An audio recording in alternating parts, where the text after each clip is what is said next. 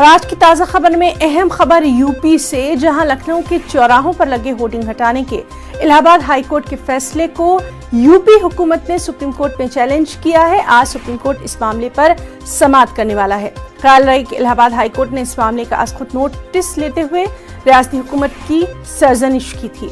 हुकूमत ने शहरियत कानून के खिलाफ एहतजाज के दौरान हुए तशद्दुद में इमलाक को हुए नुकसान की बाजियाबी के लिए मुबैना मुल्जिमीन की तस्वीरों की होर्डिंग्स लगवाई थी। इस पर उनके नाम और पते भी दर्ज हैं।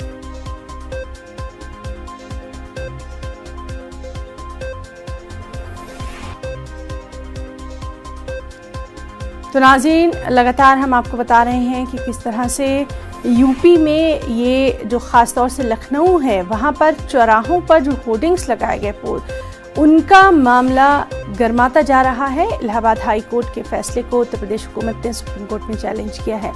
आपको बताएं कि इलाहाबाद हाई कोर्ट ने छुट्टी के दिन इस मामले का, यानी इतवार के दिन इस मामले का अज़ खुद नोट लेते हुए रियासती हुकूमत की सरजनिश की थी और ये पूछा था कि आखिर ऐसा क्यों किया गया। अब हुकूमत ने इसी के खिलाफ सुप्रीम कोर्ट में जो चैलेंज किया है इलाहाबाद हाई कोर्ट के फैसले को, और